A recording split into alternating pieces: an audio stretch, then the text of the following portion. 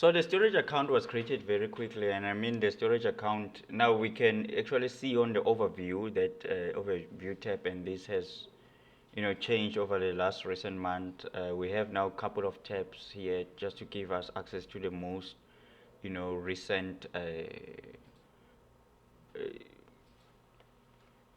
what do you call the most recent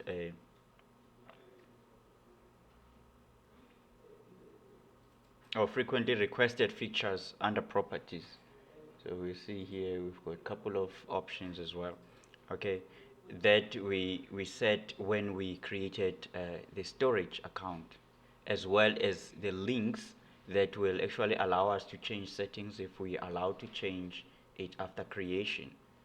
So these are all the features basically, um, that of the storage account that we created.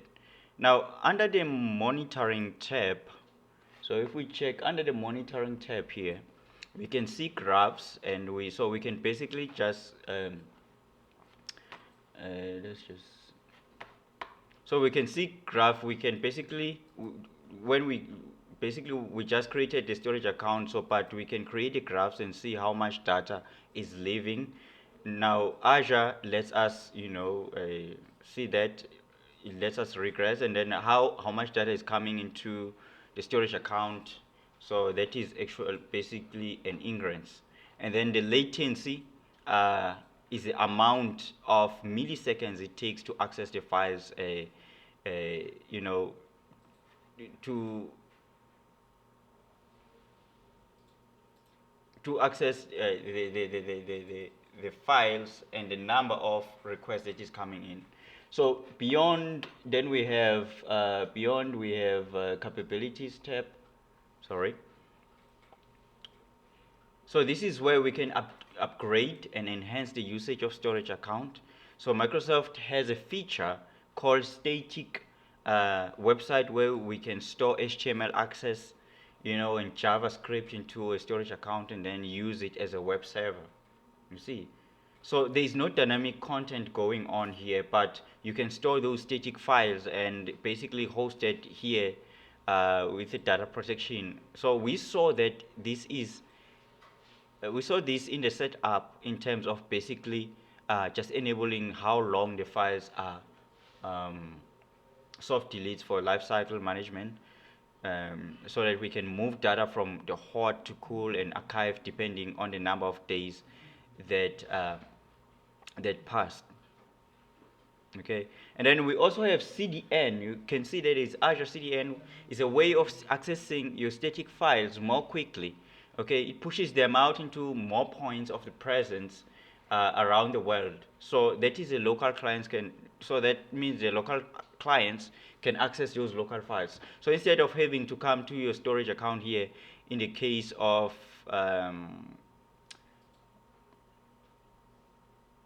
if we instead of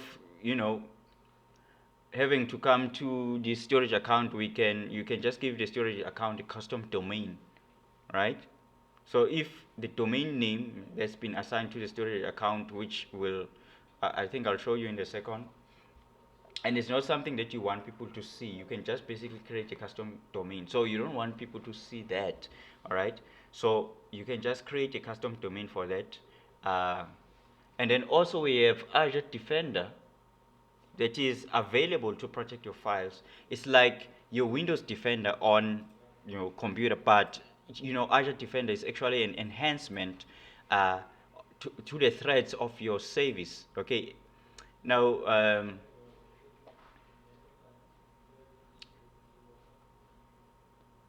so now if we go back to the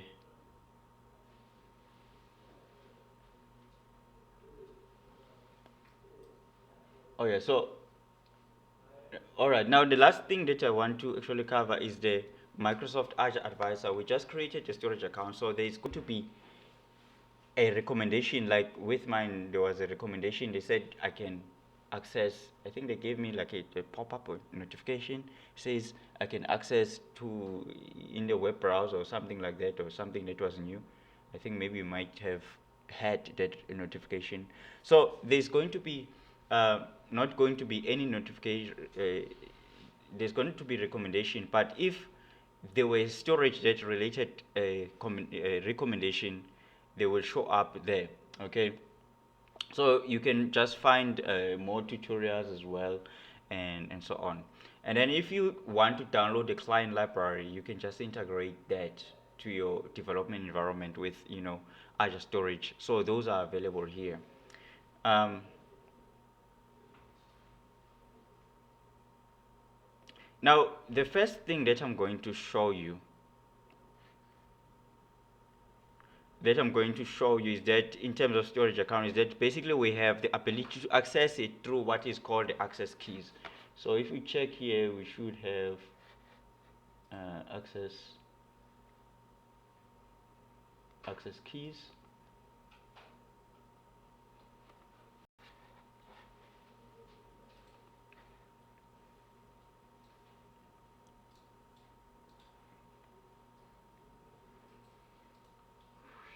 So under access keys, this is my storage account name, and we basically have the access keys, right? Now the reason they give you two, um, the reason they give you two, I've got key one and key two. You can see here, right? The reason they give you two is so that if you accidentally reveal one of them, then you're going to have then to generate it for security reasons. All right, and then you should probably switch to the second one.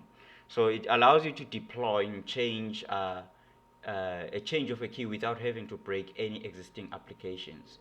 All right, so I'm gonna go ahead and click on show keys. Let's just see.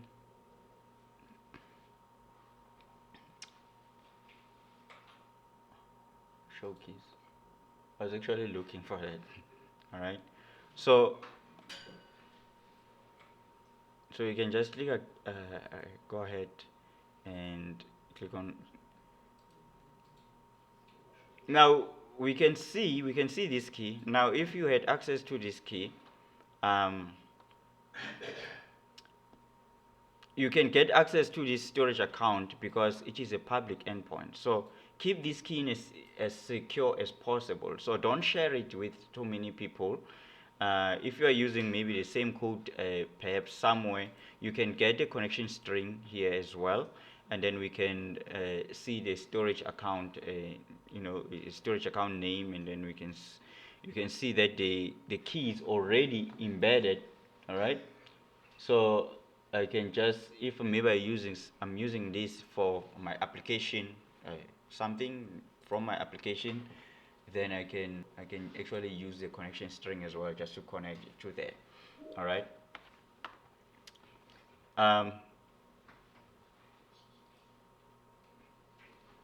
okay, so there's two keys. So if, let's say in this case, key one accidentally got revealed, and so we switch all over the code, and then to use the key, and then we can just click on regenerate. You can see there it is. Let me see. It's actually rotate key or something like that. Okay, so